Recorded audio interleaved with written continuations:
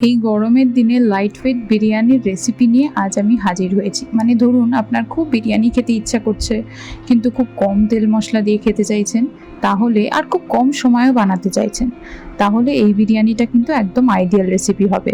হ্যাঁ, সত্যি বলছি। Hello everyone, welcome to my channel. আশা করি সকলে খুব ভালো আছেন, এই গরমে ভালো থাকার চেষ্টা করছেন, সুস্থ আছেন। তো আজকে আমি নিয়ে এসেছি একদম চট জলদি ডিমের বিরিয়ানি কিভাবে বানাতে হয় সেই রেসিপিটা নিয়ে। তো চলুন শুরু করা যাক।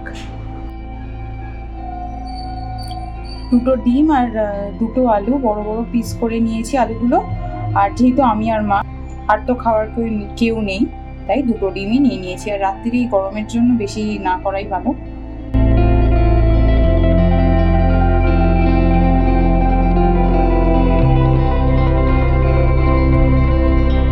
আলু আর ডিমটা একসাথে সেদ্ধ হয়ে যাক, তারপরে স্টেপটা দেখাচ্ছি।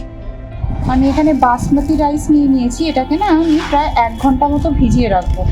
আমার মানে দুজনে খাওয়ার মতো পরিমাণে নিয়েছি, আমি বেশি খুব একটা নিইনি। এবার আমি কয়েকটা মশলা বেটে নেবো। এখানে তার জন্য নিয়ে নিয়েছি রসুন। এবার দিয়ে দেবো পেঁয়াজ। পেঁয়াজটা আমি আর কুচি করবো না, তাড়াহুড়ো করে যদি বানাতে চান এরকমভাবেই বানাবেন। আদা আমার বাটা রয়েছে, তাই এখানে আর আদা দিলাম না। দিয়ে দিচ্ছি টক দই পরিমাণ মতো। দিয়ে দিচ্ছি দুটো কাঁচা লঙ্কা, আমি যে কাঁচা লঙ্কা দিয়ে রান্নাটা সুন্দর করে করবো। দিয়ে দিচ্ছি অল্প পরিমাণে জিরের গুঁড়ো, একদম অল্প দিলাম। দিচ্ছি অল্প পরিমাণে ধনের গুঁড়ো। এর মধ্যে দিয়ে দিচ্ছি কাশ্মীরি রেড চিলি পাউডার, কালারটা ভালো আসবে। ব্যাস, এবার এটাকে পেস্ট করে নেবো। আমি কিন্তু হলুদ ইউজ করলাম না। আচ্ছা, আমি এখানে দুধ নিয়ে নিয়েছি, এবার দুধে একটু কেশর ভিজিয়ে দেবো। কড়াইয়ে এবার আমি সাদা তেল দিয়ে নিচ্ছি। আজকে রান্নাটা না আমি সাদা তেল দিয়ে করবো। দেখুন, খুব একটা তেল দিলাম না, একদম অল্প অয়েল দিয়ে করবো।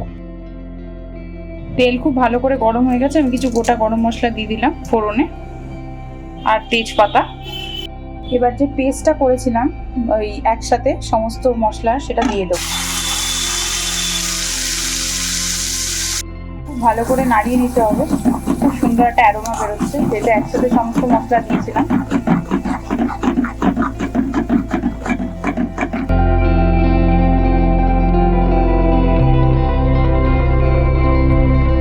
মশলা কষতে কষতে না আমি সেদ্ধ করা আলুগুলো দিয়ে দিচ্ছি, বিকজ আলুগুলো প্রপারলি পুরোপুরি তো আর সেদ্ধ হয়নি, কিছুটা হয়েছে, তো এখন কষিয়ে সেদ্ধ করে নেবো।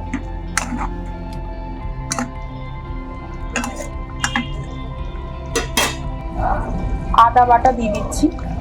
যেহেতু বলেছিলাম আদাটা বাটা আছে, পরে মিক্স করবো, তো এখন মিক্স করে দেবো এই সময়।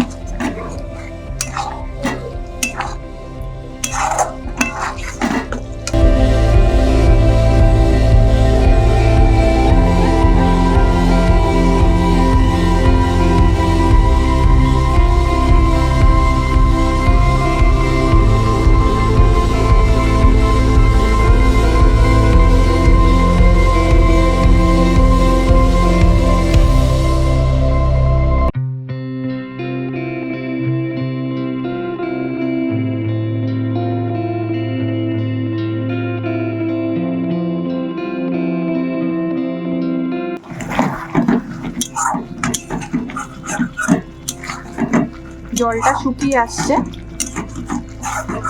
জলটা যতক্ষণ না শুকাবে ততক্ষণ কিন্তু কষিয়ে যেতে হবে, মানে যতক্ষণ না তেল ছেড়ে যাচ্ছে ততক্ষণ কষিয়ে যেতে হবে।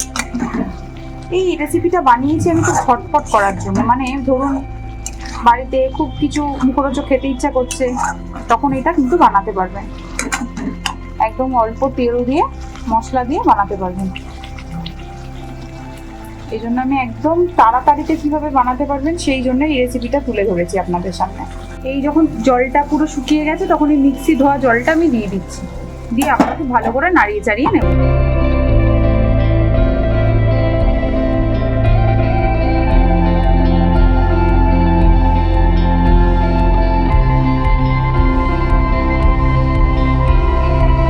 ঠিক এরকম অবস্থায় এবার আমি নুন, চিনি আর একটু লাল লঙ্কার গুঁড়ো আর একটু অ্যাড করবো, কালারটা ভালোর জন্য। আপনারা চাইলে নাও করতে পারেন, লাল লঙ্কার গুঁড়োটা অ্যাভয়েড করতে। দিয়ে দিলাম অল্প চিনি। দিয়ে দিচ্ছি লবণ। যেহেতু আমি লবণ দিইনি আগে, তাই একটু বেশি করে দিচ্ছি, কারণ ভাতের সাথেও তো মিশবে এটা। এবার একটু কালারের জন্য লাল লঙ্কার গুঁড়ো অ্যাড করলাম। ব্যাস, এবার এটা মিশিয়ে নেব।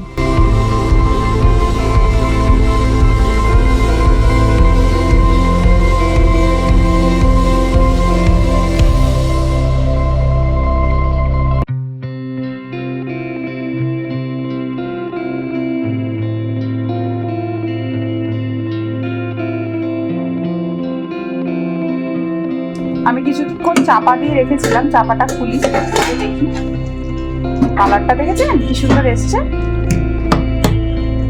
এবার এটাকে আবার খুব ভালো করে নাড়িয়ে চাড়িয়ে নেব।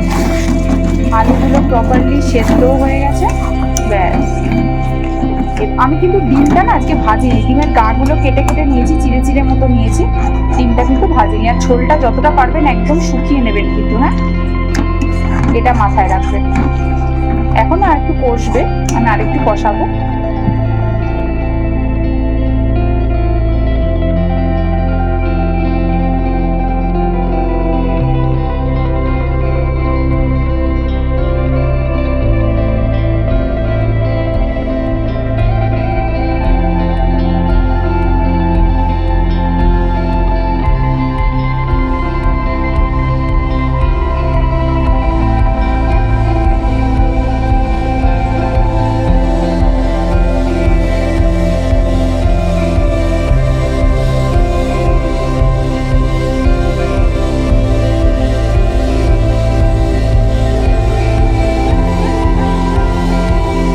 সেদ্ধ করা ডিমগুলো দিয়ে দেবো।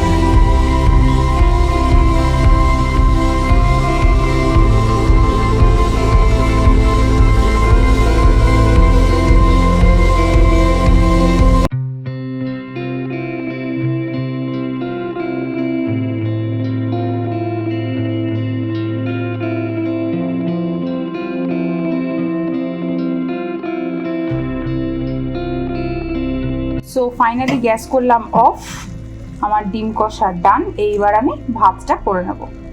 ভাতটা কিন্তু আমি প্রায় 1 ঘন্টার উপর ভিজিয়ে রেখেছি। এবার ভাত করার পালা।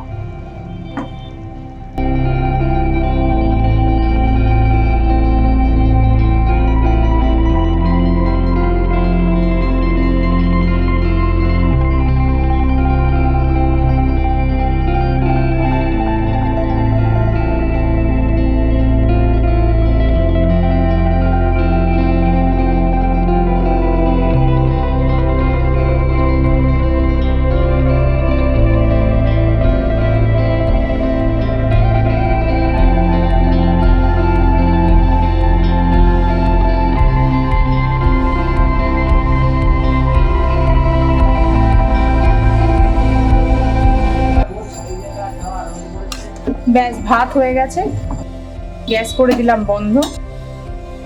ভাত এর মধ্যে তুলবো,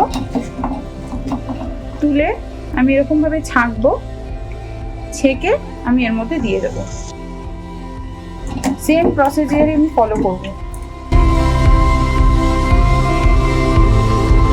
দিয়ে দেবো, তো ফার্স্টেই দেবো বিরিয়ানি মশলা। এটা বাড়িতে বানানো মশলা, আমার আগের ভিডিওটা দেখলে আপনারা মশলার রেসিপিটাও পেয়ে যাবেন। এবার যে কেশর ভেজানো জলটা ছিল, দুধটা ছিল সরি, ওটা দিয়ে দেবো। এবার দিয়ে দিচ্ছি ঘি। ঘিটা আমি অল্প দিলাম, যেহেতু আমি আজকে রিচ বেশি করব না। ব্যাস দিয়ে এবার আমি ঢেকে রেখে দেবো। 15 মিনিট লো ফ্লেমে রেখেছিলাম, আর 10 মিনিট মতো ঢাকা চাপা দিয়ে রেখেছিলাম। এবার ঢাকা চাপাটা খুলে দেখছি, দারুণ অ্যারোমা আসছে, দারুণ একটা অ্যারোমা আসছে, পুরো বিরিয়ানির স্মেলটা আসছে। এবার মিক্সিং করে দেখাচ্ছি।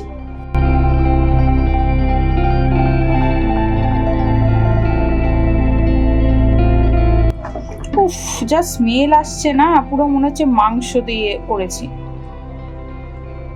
প্লেটে সার্ভ করে দেখাচ্ছি। তো এই হলো আজ আমার পরিবেশন, রেডি গরমা গরম ডিমের বিরিয়ানি। একদম কম সময় কিভাবে বানালাম দেখলেন তো, একদম অল্প উপকরণ দিয়ে।